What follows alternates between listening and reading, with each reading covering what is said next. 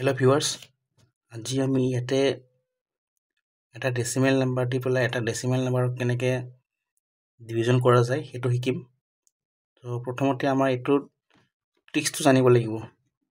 এটো চাও ইয়াতে এটো কি আছে 5.76 আছে 5.76 ক 0.3 দি আমাক ডিভাইড কৰিব দিছে। গতিকে এটো 0.3 টো চাও ডেসিমেল নাম্বাৰ হৈ আছে।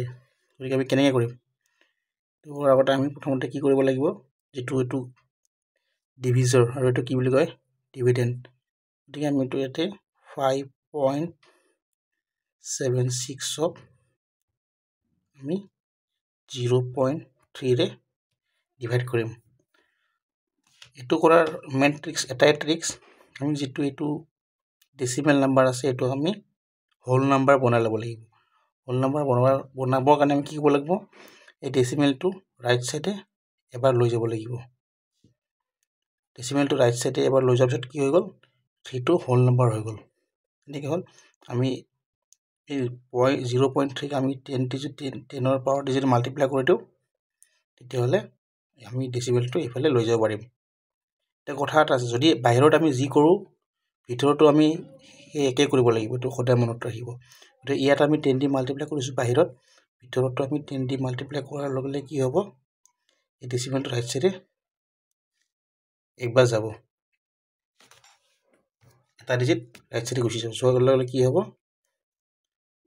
5.76 to 57.6 হৈ যাব। গতিকে বলক এটো আমি সাইডত ইয়াতে লিখা লিখি বহুত হৈ গল, সাইডত কৰিলো।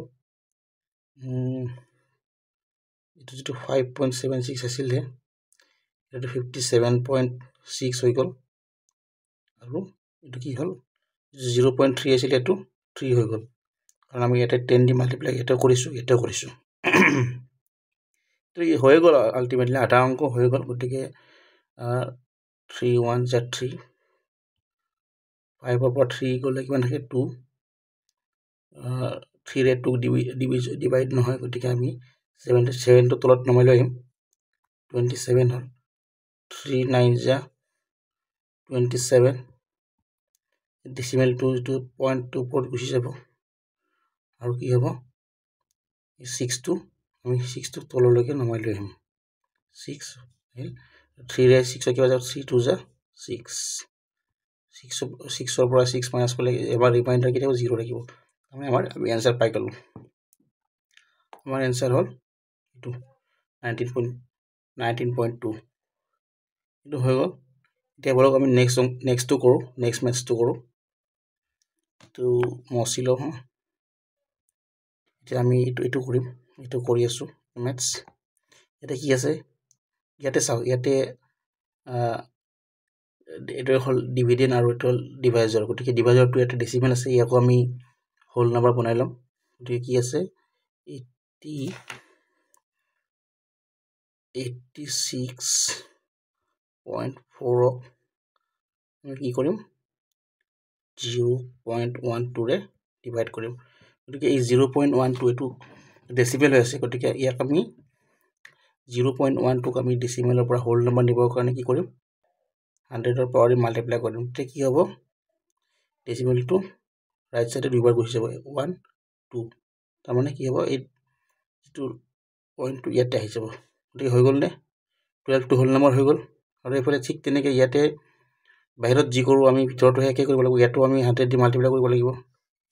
গতিকে ইয়াকো 100 দি মাল্টিপ্লাই কৰোতে ডেসিমেলটো কি হ'ব ৰাইট সাইডে দুইবাৰ যাব, এবাৰ দুইবাৰ। এটা যদিও একো নাই এটা 0 বহাই দিম, গতিকে এবাৰ দুবাৰ আহি গল হল। ঠিক আছে, এতিয়া বলক আমি পাই গলো, আমি আমাৰ ম্যাথছ আধা সলভ হৈ গল। মানে কি হল আমাৰ 86.40 হল ভিতৰটো, কাৰণ আমি 100 দি মাল্টিপ্লাই কৰিছিলো। বাহিৰটো 0.1 টো 100 দি মাল্টিপ্লাই কৰোতে কিমান হৈ গল 12 হৈ গল। 12 8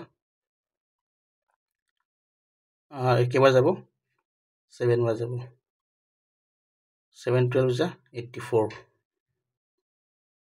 হল।